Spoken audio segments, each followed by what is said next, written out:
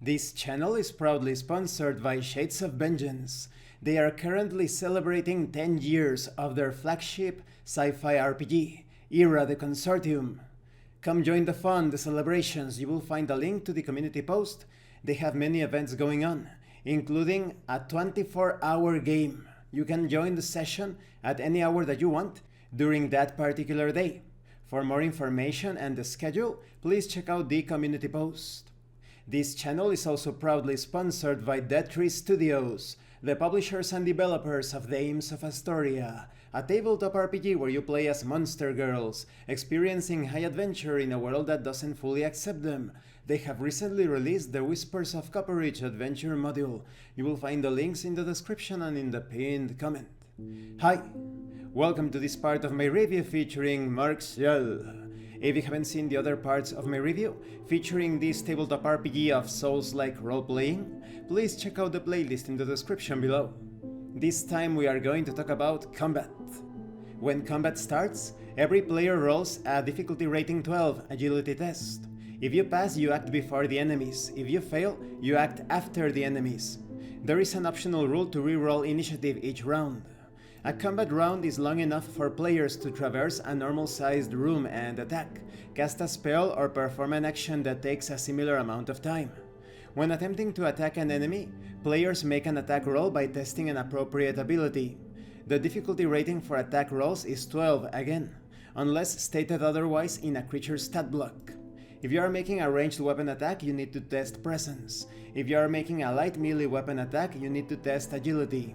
If you make a heavy melee weapon attack, you need to test strength. If you roll a natural 20, that's a critical hit. You add an extra damage die to the attack, or a level of wear to the enemy armor. If you roll a natural 1, then you add 1 level of wear to a weapon to your weapon, or the enemy gets a free attack. When it comes to defending, enemies don't roll to attack players in this game. Instead, when attacked, players must make a defense roll to avoid the attack. It's also difficulty rating of 12, unless otherwise specified in a creature stat block. If you score a crit, you gain a free attack in the case of defense. But if you fumble, you add extra damage die to the attack that you suffer, or add a level of wear to your armor. You have a couple of optional rules. One keeps you from dying from suffering a single hit when you have maximum hit points. The other one allows you to lock on to an enemy to concentrate on an enemy and gain a bonus to your attack and defense, but you also suffer a penalty to all attacks and defense rolls concerning other enemies. Now, when it comes to magic in and outside of combat, if you intend to be a spellcaster, every time you rest, you roll 1d4 plus presence. This is your magic charge, the number of times you can cast spells before you need to rest again. Spells can be cast from scrolls, but a scroll can be consumed to permanently learn the spell in it. Doing this destroys the scroll. Regardless of casting method, casting a spell requires a successful DR12 or difficulty rating 12 in a presence test. Otherwise, the spell fails and the caster loses 1d2 HP. When it comes to casting a spell from a scroll, you just hold the scroll in one of your hands. Casting a spell from a scroll doesn't consume it. You can cast the same spell as many times as you want from the same scroll. Now, when it comes to casting a learned spell, after learning a spell, it needs to be prepared in order to cast. While resting, you may prepare a number of learned spells equal to your presence. Spells don't need to be prepared multiple times. A single prepared spell can be cast as many times as you have magic charge. Casting a learned spell requires at least one of your hands to be free, or holding a staff. In practical terms, casting spells from scrolls means they don't need to be prepared, but each scroll takes up an inventory slot.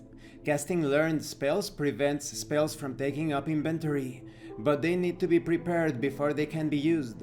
Both consume your magic charge and require a presence test. And this concludes this part of the review. In the next part, we are going to continue with things such as damage, death, resting, healing, and other things. Now, when it comes to combat and magic, this is quite abstract but also very easy to play without a grid, of course. And it's very interesting that you have choices when you score a crit or a fumble, both in attack and defense. I think you need to talk that over to see who decides what bonus or penalty you obtain. I recommend that it is handled by the game master, taking into consideration the description of the attack or the defensive maneuver. And when it comes to magic, it's also very interesting that you don't get the same number of spell charges every day. It's random. So sometimes you get really lucky, other times not so much. Thank you for watching this part of the review. Don't forget to leave a like, a comment and subscribe. And thank you so much to those of you that are going the extra mile to support the channel. If anyone else wishes to further support the channel, consider joining as a member and enjoying exclusive tabletop RPG tips. You can also use the super thanks button and check out the pinned comment below. This has been Abraham L. Jaguar, a professional game master. I am currently unavailable for professional sessions, but I will put my contact information in the description and in the pinned comment for when I am available again. And remember, in tabletop RPGs, you are not having a conversation about your characters, you are experiencing the game world as your characters. Once again, thank you and see you later.